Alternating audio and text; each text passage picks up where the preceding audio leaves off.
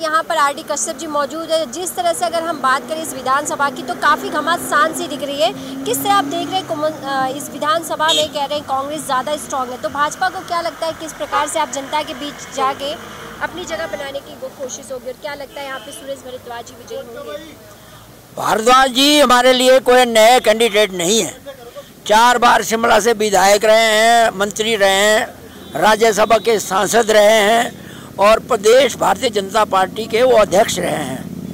ये कुछ भ्रांतियाँ लोगों के अंदर बेली फैल जाती है, उसको खत्म करने के लिए जो हमारी टीम काम कर रही है, हमारी इस कुसुम्पटी कॉन्स्टिट्यूंसी से जहाँ मैंने 8 चुनाव लड़े हैं, मैं भी 2 बार जाके मंत्री रहा हूँ और आज की डेट में मैं इंटेलेक्चुअल सेल का प्रदेश का संयोजक हूँ। तो अब ये जो सारे कार्यकर्ता काम कर रहे हैं, सीनियर लोग हमारे साथ है, नौजवान हमारे साथ है, महिलाएं हमारे साथ है, सभी वर्ग के लोग हमारे साथ है।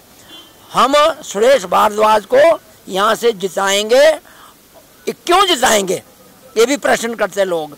हमने कहा वो हमारे को बड़ा बनाया मंत्री मिल गया, ठीक है कि नहीं? तो क्या लगता है जो काम होते हैं ना वो पावर के साथ होते हैं। हमारे जो 20 साल से यहाँ कांग्रेस के 2 विधायक रहे, उन्होंने कोई विकास का कार्य नहीं किया।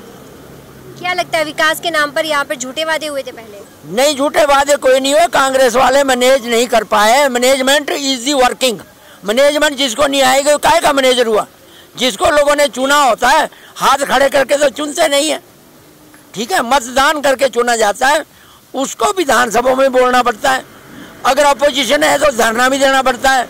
हमारे विधायक ने यहाँ पर कुछ नहीं किया है, इसलिए बीजेपी आएगी। केंद्र में मोदी जी की जो सरकार है, हिमाचल में जो है बीजेपी की सरकार है। ये तालमेल जब दोनों सरकार का होता तभी विकास होता है। और ये जयराम जी इतने बढ़िया मुख्यमंत्री हैं, इनके दौरान यहाँ बिना एमएलए से भी कुसुम्पटी चुनाव क्षेत्र में बहुत काम हुए। ये जो हमारी टीम है ना, जहाँ जहाँ इन्होंने प्रयत्न किया वहाँ काम हुए हैं। अब इन काम को भुनाने के लिए ये 5 साल का जो ये आता है ना पर्व, इसमें घर घर जा कर के हम सारी नीतियाँ, सारे कार्यक्रम उनको बताएंगे, तो हम भाजपा को जिताएंगे। कुसुम्पटी विधानसभा की बात करें, आपने कहा यहाँ विकास नहीं हुआ है, मैनेजमेंट नहीं था, तो क्या लगता है सुरेश जी उस मैनेजमेंट को समझ पाएंगे और यहाँ का विकास? बिल्कुल। हमारी जो टीम है, जैसे मैंने कहा कि मैं भी यहाँ का सीनियर लीडर हूँ, 77 में राजनीति में हूँ।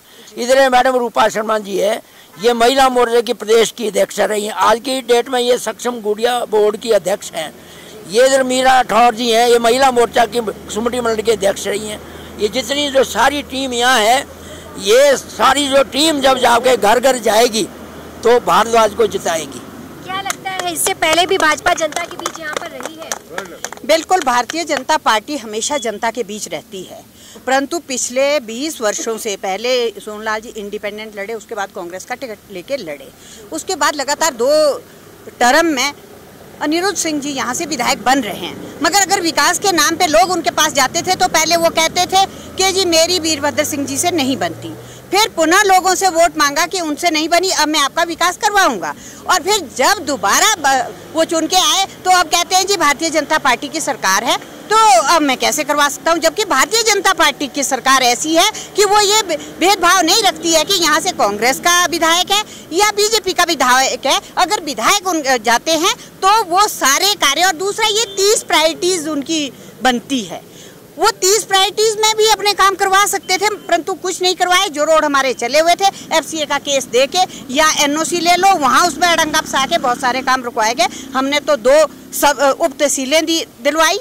हमारे साथ जो हमारी पूरी टीम है, जैसे विजय ज्योति सेन जी है, मैं हूँ, बोटका जी है, सारी टीम हमारे भारतीय जनता पार्टी की, उनके प्रयासों से सरकार के द्वारा 300 करोड़ से अधिक के काम करवाए गए, चाहे पेयजल योजना हो या बिजली के ट्रांसफार्मर्स हो या हमारी सड़कें दुरुस्ती हो, वो सारे काम करवाए गए। तो अब हम वो जो विकास हमने करवाया, 2 उप तहसीलें दी गई है और 1 तहसील दी गई है, जो कि इतिहास में पहली बार है कि किसी एक विधानसभा क्षेत्र में जिसमें लगातार 20 वर्षों से विधायक जो है विपक्षियों का हो, तो वहाँ पर इस तरह का विकास होना, ये एक नई जो है नया इतिहास बना है। हम अपना विकास के कार्य जो हमने किए, जो भी हमारे पास आता था हमने उनके काम सुने, चाहे वो किसी का छोटा था या बड़ा काम था, हमने वो करने की कोशिश की। परंतु कुछ काम रह भी जाते हैं। क्यों? जैसे मैंने कहा कि विधायक की जो प्रायोरिटीज होती है, विधायक को काम करना चाहिए था।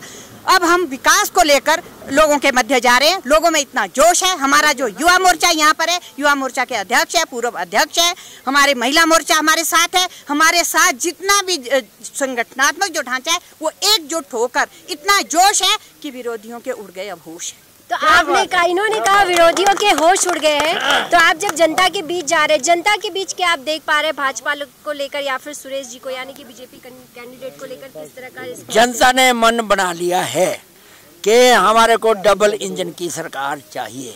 मोदी जैसा जो प्रधानमंत्री, जो आज वर्ल्ड लीडर है, अमेरिका के बाइडेन, वहाँ वो भी सलूट मारते हैं।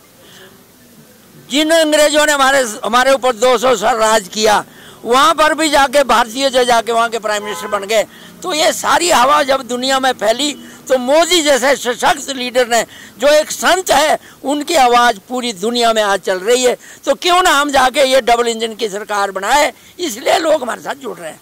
महंगाई को मुद्दे बने हुए इस समय। महंगाई वर्ल्ड वाइड होती है, ये तो कांग्रेस के पास इशू है, इनके पास बोलने को तो कुछ बचा नहीं है। आज तो हाईटेक जमाना है, 5-5 टेलीफोन, 6-6 गाड़ियाँ सबने रख रखी है, जाके ऊंची ऊंची कोठियाँ डाल रखी है।